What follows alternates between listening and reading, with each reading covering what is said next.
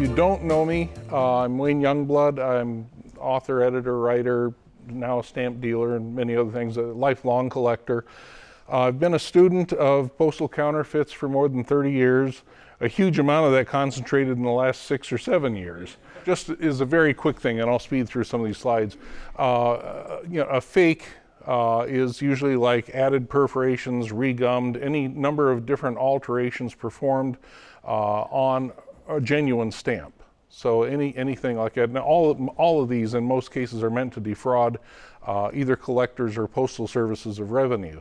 A forgery typically is considered to be a complete fabrication either of an existing older stamp or even a non-existent stamp in many cases, and we reserve the term postal counterfeit specifically for stamps that are created to defraud any postal agency of their rightful revenue. So with that, I'm going to motor. Would that include washing the cancellations off?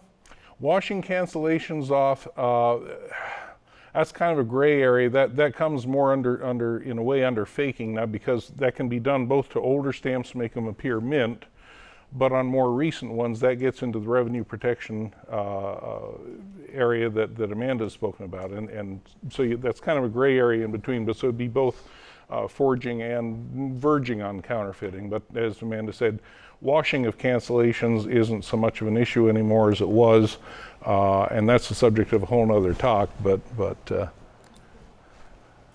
now, again, postal counterfeit is a fabricated copy of a genuine postage stamp. Its sole purpose is to defraud the Postal Service of its revenue. Prior to, again, the last 7 or 8 years in particular, postal counterfeits were relatively rarely encountered. They were almost never a crime in and of itself. They were almost always connected with a larger crime that can include counterfeiting of currency. I mean, everything from child pornography and bestiality to all kinds of distribution of other illicit materials and such. But it was never particularly profitable to counterfeit prime rate United States postage stamps, in part because the economics just weren't there when we were using mostly engraved stamps. And secondarily, producing counterfeit stamps in the United States for the use of United States citizens is far more risky. And so the possibility of being caught and prosecuted was much, much greater. Down here, as I mentioned, postal used counterfeits, of course, we're beginning to encounter those as collectors, are usually much scarcer than the mint ones, and this is even historically true, and much more desirable to collectors, and sell for many, many times generally what a mint one would be.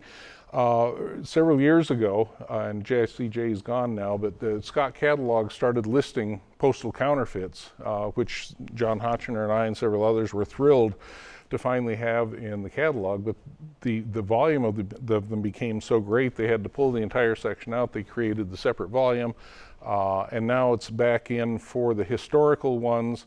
But since virtually every stamp of the last 7 or 8 years has been counterfeited anyway, there's just a notation with the real stamp that this stamp is known as a counterfeit. So for reference, that's kind of where we are now. Here's examples of some older historical counterfeits. Again, and these are pretty easy, should be pretty easy to spot. You've got the 3-cent Prexy, the 8-cent Eisenhower, and the 10-cent Stars Runway airmail stamp. And again, because all of these were line engraved stamps, it's virtually impossible to convincingly counterfeit a line engraved stamp. Now, it's the most expensive means of producing a postage stamp, obviously, because you have to have somebody engrave the die. You've got, it's different printing considerations. But it is also, and not even arguably, it's quite simply the safest means of printing a postage stamp. It's like, trying to counterfeit a dollar bill, which is still fully engraved. It's just not possible to do a really convincing job of it. So back when we had engraved stamps primarily, even if the color match was right, you're still going to get that flat appearance of an offset printed stamp. Because now that our stamps are virtually all offset lithography, that's the cheapest, easiest form of printing, and of course the Chinese and others are going to jump on that very quickly. Now the Chinese counterfeits, and this is one of the things that Amanda's not allowed to say, From all the evidence that those of us who study these things from a collector point of view can come to, if these counterfeits are not state sponsored, they're at the very least state tolerated. And many believe that it's really a way that the Chinese are trying to mess with our economy.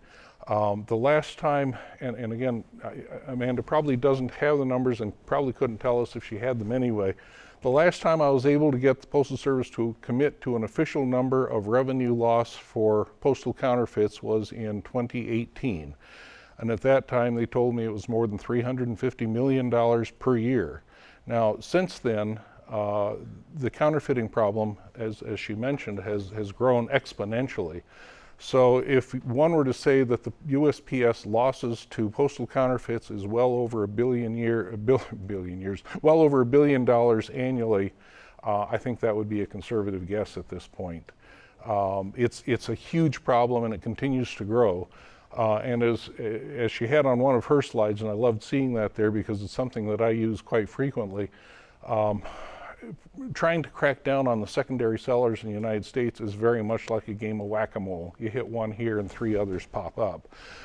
And Postal Inspection Service does not have any authority to act in China, so it's very limited, and working with the other postal agencies is going to be the ultimate goal. But it's tough and it's a long haul. So this is just an amusing story here. This is a poster that was presented to me at the Postal Inspection Service some years ago for a number of reasons. And at any rate, long story is this was a counterfeiting case that was part of a currency counterfeiting operation. And when they broke into the shop and started seizing materials, this partial sheet down at the bottom, which is in miniature, was one of the items seized. And proving, proving intent and proving absolutely that someone's involved is often more difficult. But in this case, the guy who was printing the stamps was periodically picking up a sheet and proofing it and setting it out, making sure the print quality was really good. Well, he managed to get it on his thumb, so in the perfect rose mauve color of the 50-cent stamp here, boom, right in the margin. And it's pretty hard to say it wasn't me at that point. So that was one of the successful prosecutions. But moving forward, not one of these stamps is genuine. This entire wad is completely counterfeit stamps. And again, as Amanda mentioned, we're seeing it all over social media. We don't see it on eBay anywhere nearly as much as we used to, but it's still there as well. But I always tell people, and I do a lot of non-philatelic public speaking to raise awareness of this problem too, there is no such thing as a discounted forever stamp. And as a dealer, I can tell you that as well. I don't discount forever stamps. There's no need to. They're doing better than my I-bonds are, in terms of with the postal rate increases.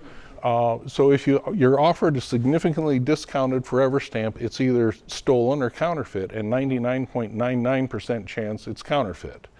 And to the best of my knowledge and all the research I've done, China is the only place where they're coming from at this point, other than the few really bad ones that come in from Canada or domestically. So it's primarily one postal administration's problem. Again, this is some of this year's haul, including the current highest value stamps. We saw the pinback buttons issued a couple of days ago. I can almost guarantee that we'll see the counterfeits on our shores within about 8 weeks. They're that fast. One of the benefits, at least to us who study them carefully, is that, well, it's a benefit and a drawback, because those of us who are also philatelic journalists used to rely on the Postal Service to get us high resolution images of the stamps so we could publicize them. That's no longer done. They can't do that because if they happen to get out, that would just give a really good image to those who are counterfeiting. So virtually all of the postal counterfeits that are showing up have been scanned from legitimate stamps that they've obtained somewhere, and this is what accounts for some of the resolution loss when we get there. However, once in a while, This is a roll of counterfeits, and there's several different tells, and we'll get into some of these on counterfeits. One of them is the plastic packaging on the inside is a type that isn't used by our private printers. Certainly they never come in these little canisters, but even better still, the little plastic on the top that tells made in China gives us all the information we need. It also has a Scott number on it as well. The 51. Oh yeah, sure enough. Yeah, that's a Scott number. That's all right. Which they didn't pay to use, probably. Right, a non-licensed usage. So getting in social media is loaded with the ads, and I'll quickly go through a few of these. You know, are you ready to send Christmas cards this year? Only $39.90. I work very closely with my local post office, and one of the things that they regularly get are people coming in saying, "Oh, that's too much. Can I get the internet price?" And honestly, these people honestly do not know. And when I give non-philatelic talks, so many of them have absolutely no idea that these are counterfeits. And part of that is because these ads, and we'll go through a few of them quickly, so closely mimic some of the genuine design features of some postal service things that it's. I will say for the inspection service, if we're finding those sites too, we are turning them over to postal legal. They have their own IP section, and so we are turning them over. And for those are a little easier to get taken down, but there's so many of them. Oh yeah, but wonderful. I'm really glad they're following up on that. Here's this one. Here's a sale, free shipping on all these. But the best part of this is a lot of times on these sites you'll see little flashing things down below, and you can see by the arrow, someone in somewhere purchased this particular deal. This one is one of my favorites. This is part of one of these ads. Nady Chris lying in clinic, pregnancy care center. And this even says down below that they're located in Guangdong district in Shenzhen, China. But the description is, we were originally a company engaged in e-commerce. Daily express parcel delivery requires a large number of stamps. Unfortunately, our company has been affected by the epidemic last year and has not been profitable. So we decided to sell these stamps. Why would they be using U.S. stamps in a Chinese business? You know, the U.S. ones, of course, aren't quite as obvious, but that was a particularly fun one. And this one's got a great tell. Promo special. Free shipping. But again, a lot of them, again, to the casual user and the non-collecting public, a lot of these look legitimate. They'll have the picture of a post office somewhere along with the USPS logo. And again, Amanda, I'm so glad they're able to follow up on some of those. Yes, another misspelling. This one even took a picture of a pegboard and then added their own, photoshopped their own things in. This is relatively convincing. Here you've got forever stamps at $27.50. Well, you're not going to find those in any store. At any rate, with that, we'll get into some of the diagnostics. Now, any questions so far? Why haven't the United States, say, have the Internal Revenue Service, things like that, to harass the companies in this country?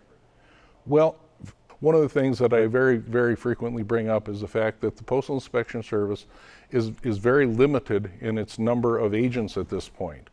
And indeed, they're working with child trafficking and fentanyl and any number of other issues that quite life-threatening issues that quite frankly are a little bit more pressing than counterfeit stamps. And so the resources that they're able to devote to this end of it, even though the Postal Service is losing a lot of money here, the real world implications of some of the other issues they're dealing with kind of take precedence in many ways. We're going to see some of the different, and again, this is just a brief sampling what we're going to see today, but if you were to go into the post office or if you were to bring one of these in the post office, again, many clerks have no way of knowing the difference. At a casual glance, particularly if you don't have a collector's eye, and even if you do have a collector's eye, you're not going to be able to spot that these are counterfeit stamps. But under magnification, under ultraviolet light and such, you're able to weed these things out. So the first one here, the genuine example is on the top. This is the global chrysanthemum stamp. They're both offset lithography. But what happens with it, the top one was shot with a much finer dot screen. So what looks like a little sloppier here on the finished stamp allows for a much greater tonal range of colors. Whereas the bottom, because it was shot from a genuine stamp and then converted into a plate from that, it's much cruder by its nature. And so the individual dots look crisper, but the image is much sloppier when you look at the whole thing. Yeah. This is one of the few things where I can still distinguish the fakes is by using a 10 times magnification and seeing that the dots are much bigger. Do you know if they are coming up with technology to make them smaller? They have not yet, and again, in part because they do not have access to high resolution images of the original artwork. I haven't seen it. Yeah, because they still have to shoot from an actual postage stamp. It's always going to be slightly cruder. Now, the closest thing to an exception I've seen to that are and it was in one of the group photos, the new, relatively new, priority mail and express mail stamps, the space views. The resolution on those is really quite incredible. As is the microprinting is virtually indistinguishable. Now what's different, and I'm getting ahead of myself here too, but now that they're tagging them as well, that's been one of the other things. Even though they're tagged, machinery can't tell the difference, but we can.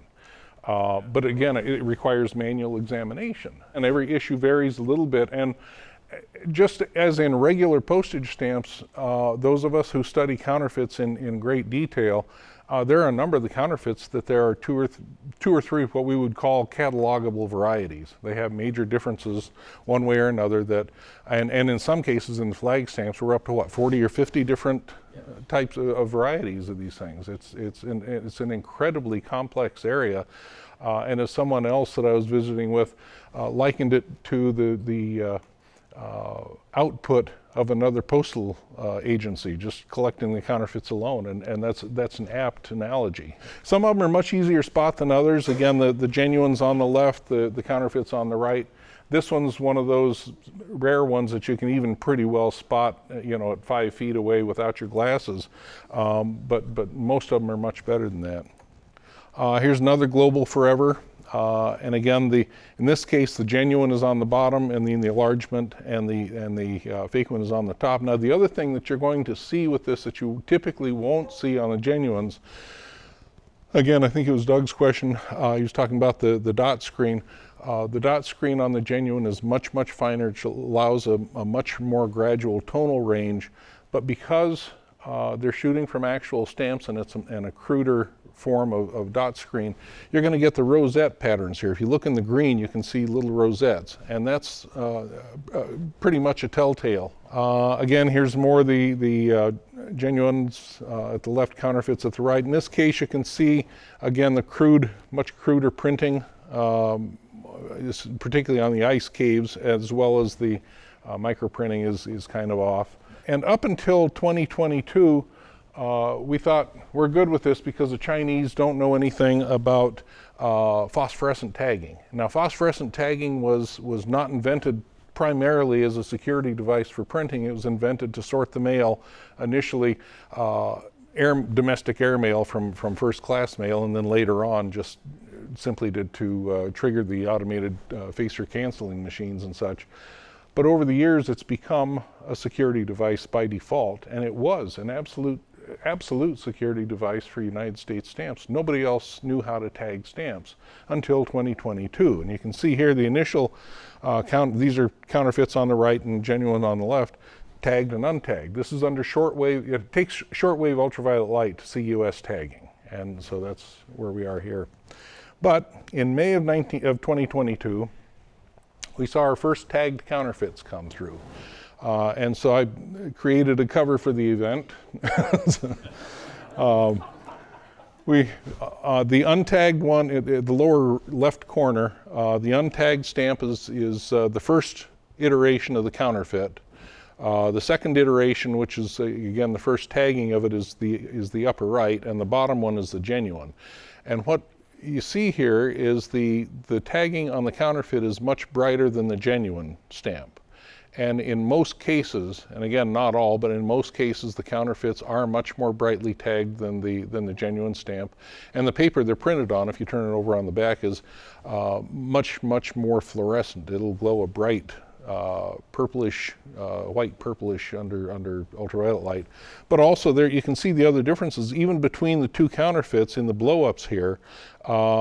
The microprinting and the printing screen is slightly different between the two counterfeits, much less from the genuine at bottom. So again, there's all kinds of tells, but you need, it takes manual examination and some study.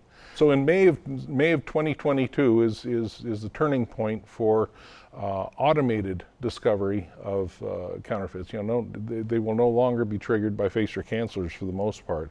And even from one of the online ads, you can tell ours are genuine because they're tagged. See, here's our old product and here's our new product.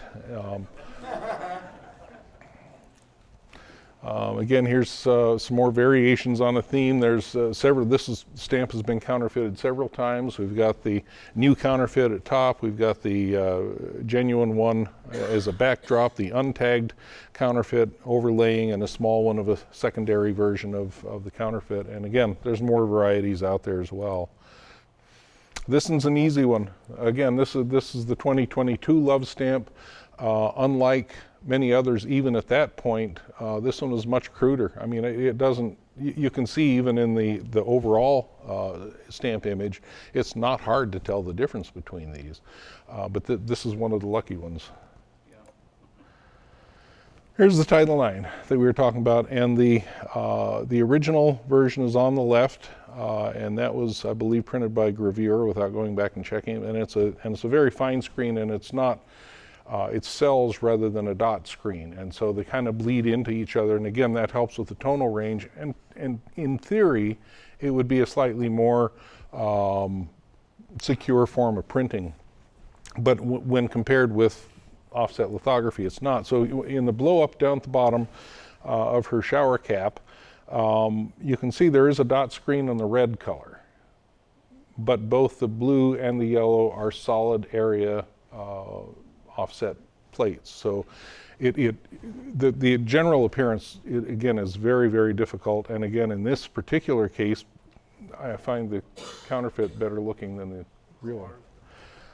In this case, the new Love Stamp, noticeable color difference, brighter tagging on the counterfeits, and extremely, as you can see in the upper right, extremely fluorescent paper on the back. The other thing too, and I do this in small groups too, another way to tell your counterfeits, and not everybody's susceptible to it, is you can sit there and sniff your stamps. Seriously, by taking nose hits off your stamps, you can detect counterfeits. They have a very, and it's one you can't describe, but if you're able to pick up on it, the minute you hit that, you can open a package and you can tell, boom, without looking, these are counterfeits, because it has a very specific, and it's always the same.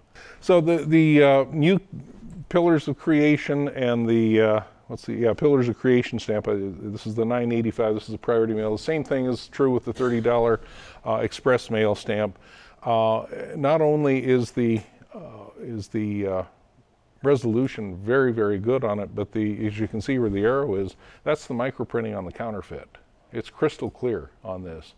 And under ultraviolet light, the tagging also is very, very similar to the genuine. It's still a little bit brighter, and they're never going to get that quite perfect, but again, you have to know what the genuine looks like to be able to root out the counterfeit. And this is one of my favorite areas too. Even the most careful counterfeiters make some serious mistakes, and I'm sure we've seen some of these. One of these, the 1 cent, 2 cent, and 3 cent stamps exist only as coil stamps, yet we have them as sheet counterfeits. We also have the 4, 5, and 10 centers here.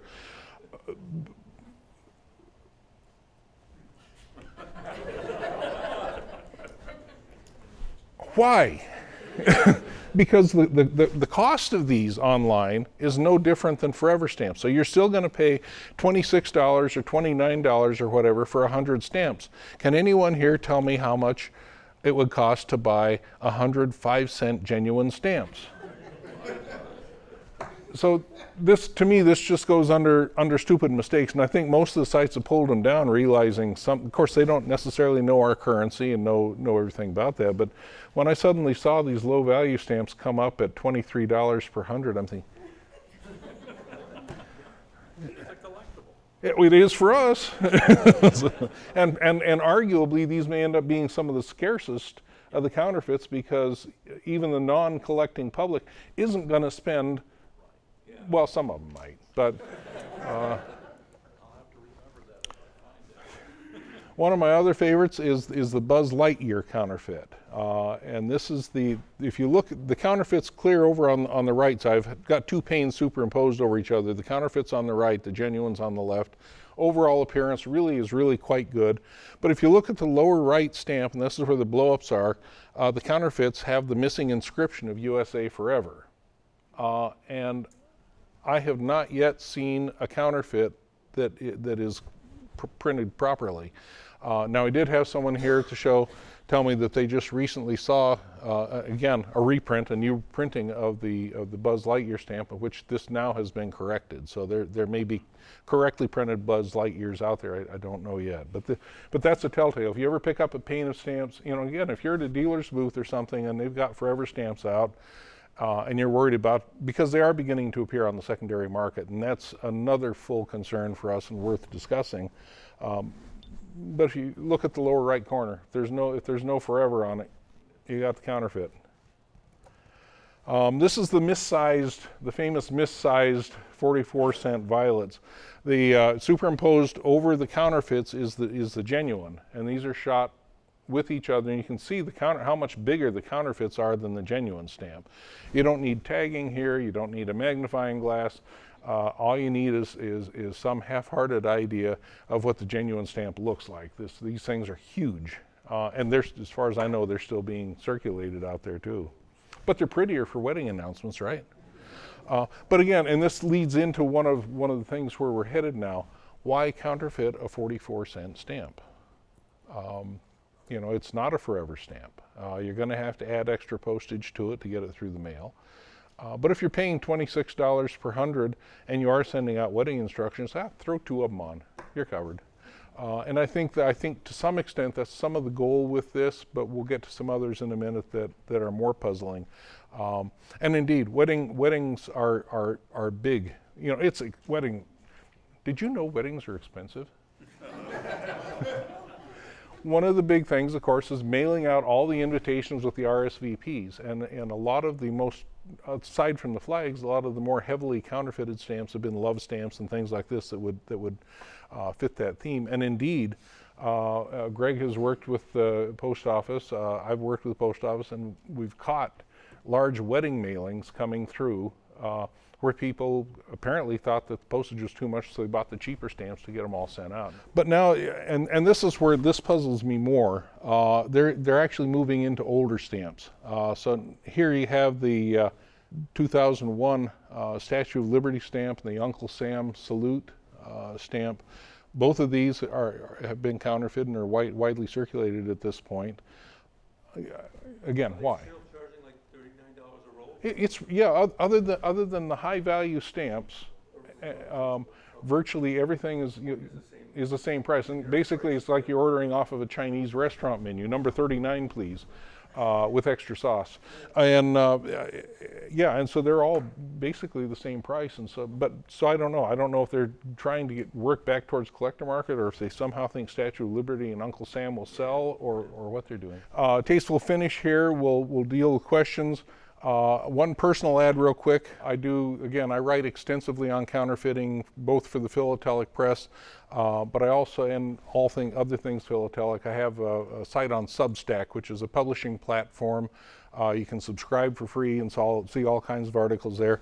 Just follow me at wayneyoungblood.substack.com. So with that advertisement, let's move into questions. Yes?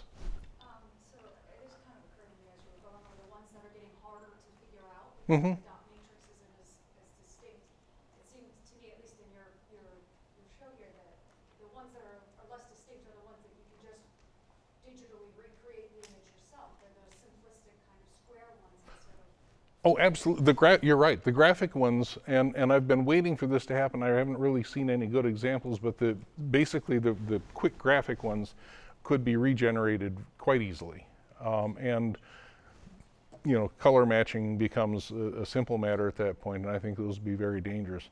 Now, I would like to take a couple of minutes and move into some ethics too, and again, I'm sure Amanda's aware of this potential. I don't know that it's happened yet, but not all discount Forever stamps are necessarily counterfeit. Some of them are stolen, but some of the authorized retailers, it is a possibility that it has happened where an employee has gone in and substituted the counterfeit stamps for the genuine stamps in the stock. And so that's always a possibility too. But within the hobby, there are a lot of questions about the ethics of buying and selling counterfeit stamps. First, Pat Hearst, if anybody remembers who he was in part because he was almost in a lot of trouble for counterfeiting, although it wasn't. Anyway, it's a long story. Many years before, tried to scare the pants off of anybody who collected postal counterfeits, saying that if you collect, even if you possess one single postal counterfeit in your collection, the Postal Service is going, or the Postal Inspection Service is going to knock down your door at night with jack boots and come in and take your entire collection. And I spent many years trying to refute that and refute, even to Pat, and of course, he didn't want to listen to that either. But that's not the case. And indeed, back when I used to work with the inspection service a little bit more on things, I even asked him, I said, are you going to come out, and Amanda covered this, are you going to come after collectors? And it's like, we have real work to do. No. But what are the ethics? And some of the questions that I do get, because I do sell counterfeits myself, and a lot of other dealers do as well, it's a very valid philatelic study.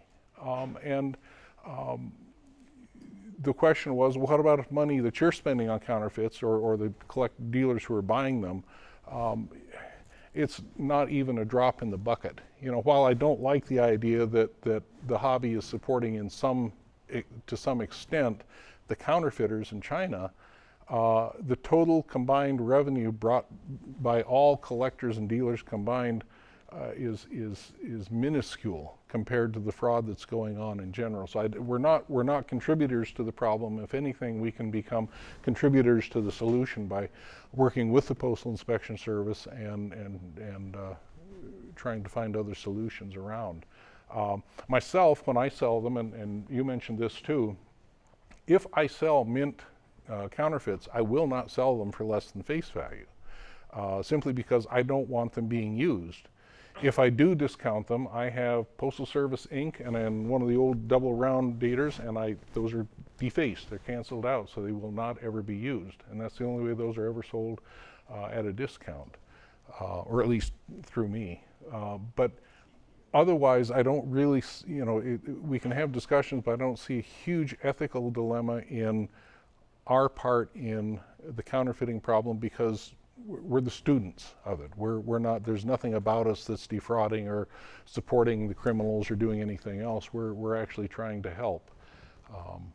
Anyway, questions? Yes? So, when you see something like Facebook where these ads come up periodically, and I know that you dealt with some of those too, and you report them as fraudulent, so what happens then, other than a statement that you will never see it again? Okay, so do you know is most everybody here knowledgeable about Facebook or on? Okay, so when you see one of your friends that's been cloned and suddenly you get a friend request from them, from the clone, and you report that, it goes to the same place. They're doing nothing. Until or unless they're forced, the color of the money they're getting is too green. And until they have a real reason, and unfortunately it's going to have to be almost a punitive reason, those ads are not going to diminish on Facebook. Amazon, this is my casual observation, and Amanda can back me up or not on this, but Amazon and eBay and some of the other sources, I would guess, are being at least somewhat cooperative. Facebook, no, not so much. Yes? Perhaps Amanda can answer this better. Mm-hmm. But I'm a bit puzzled by the distribution system. I can understand that it comes from a slow boat from China, and it reaches the West Coast usually. And if it's not detected by the customs people, it gets through to some middleman. But the middleman has to distribute that somehow to the customers. How many other intricate pieces of the network are there after it gets beyond the dock on the West Coast, for example? And even in the United States, I'm aware of at least 3 to 4 levels of middlemen out there. I mean, it's a real shell game going on. Yeah. Do you have any idea of how much these are originally being sold for? If they're going for half price price here, and they're going through multiple layers, do we have any sense of how much the originator is getting paid? Pennies on the dollar. I would be willing to bet, and I don't know if you have numbers or not, but I'd be willing to bet that by the time it reaches our shores, the first level of middleman is probably paying no more than maybe 5 cents on the dollar tops, and that includes the high values. Yeah. I want to ask, do we know where any of the money from this is going? I know historically some counterfeit and fraud operations have been used to fund terrorism. Is this a similar situation, or is it just? Again, from my perspective, I don't know. But again, from a lot of indicators, we don't know the end of it and destination of it. But again, and this is speculation, but from a lot of evidence that several of us have uncovered, it may actually be going to the Chinese government. But no matter what, it's again, and I say this quite loudly generally and unabashedly, if it's not state sponsored, it's certainly state tolerated. And I think that's where we're going to have to get that wedge in there at some point. And the beginning negotiations that Amanda said they're having with the Chinese government may lead to a fruitful outcome. I don't know, but that's a much longer term thing. Doug. So if they're paying 5 cents on the dollar at the first layer in the United States, it would seem to me that there's no conceivable way the person can claim that they don't know they're counterfeit. Yeah, I don't work with legal in any way, but it is extremely difficult to prove beyond a shadow of a doubt that there's intent or that there's specific knowledge of it. Yeah, it's different. Yeah. How much of the American stamps are printed outside of the U.S.? None. All genuine ones are, well. So why not hold everything that is a big amount of mint stamps for further investigation at the border? Well, because they can't inspect everything coming in. It's a physical impossibility. Now one other person, tongue in cheek, suggested, well, we should just contract with China to print all our stamps.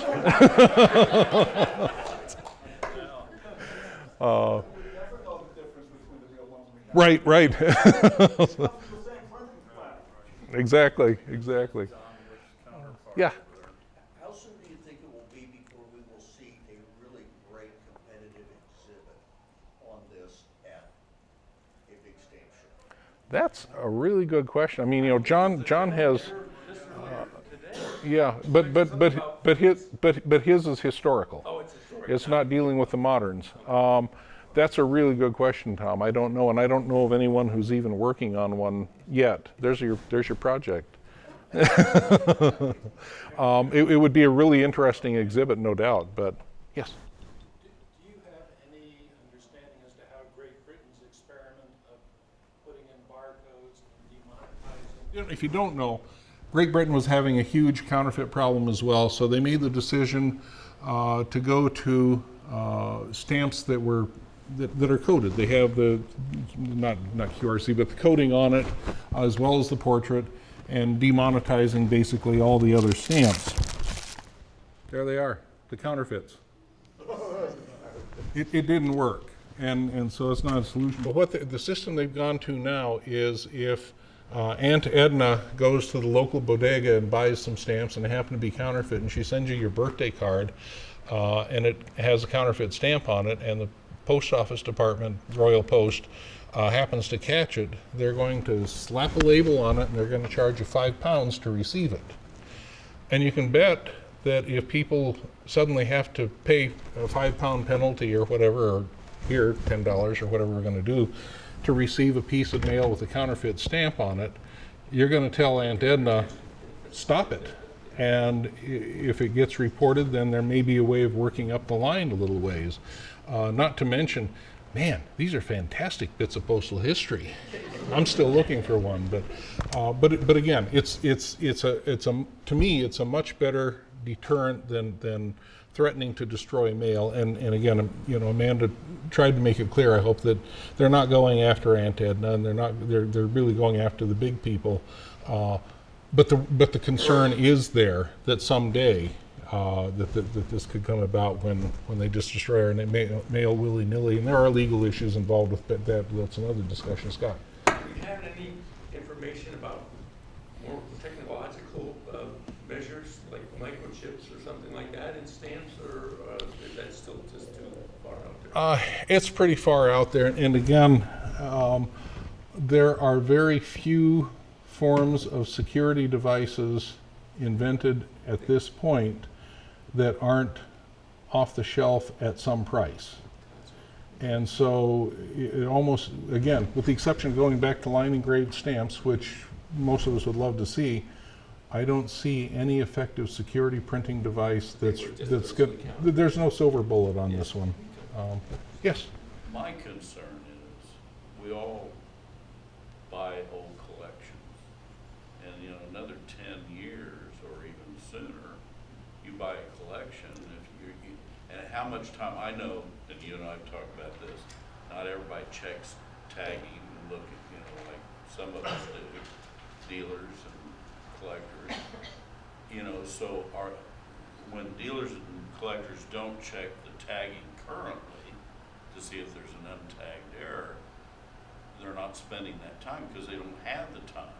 So that's a perfectly good question, and because I am beginning to see just the touches, you know, because most of us as collectors, we buy way too many stamps and stash them away, and we may or may not look at them again, and then at some point we die or give it up and the collections go elsewhere.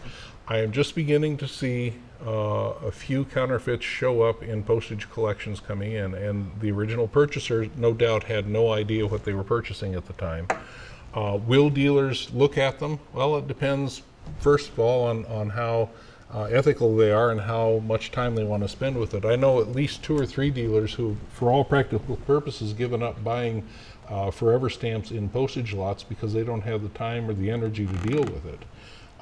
Those of us who do it more frequently know more about it. We know what to look for, but they are beginning to show up. They will show up more because, you know, not all. Again, somebody was talking to me about their stamp club meeting. They had a Zoom meeting and last week, and there were 40 or 50 collectors there, and he started talking about the threat of counterfeit stamps, and very few of the stamp club members, these are collectors, even knew that there was a problem. And so there are collectors out there buying their $29 per 100 stamps, and those will show up in the secondary market. Single off that sheet, right, in their album, and then having the pains that will go out and about in collections. Yes? To what extent is it an issue of foil stamps versus panes? And if we're at a show and somebody's selling tables of sheets for below face, should we be concerned as much as if we would online? Well, and again, with the exception of some of the older issues that they're just beginning to counterfeit, you shouldn't be seeing any deeply discounted forever stamps on any dealer table, and if you are, that's a red flag to me. But even still, seeing some forever stamps out there at face, it's going to be worth knowing this and how to examine them. Yeah. When you say older counterfeit stamps, what are you talking old? Well, so far, 2001 is the oldest that I've seen them work back to, and that was the 22-cent Uncle Sam and the 34-cent Statue of Liberty and the 44-cent flower stamp, which is real easy. But it wouldn't surprise. Well, no, there's also older Disney stamps out there now too. All right, thank you very much.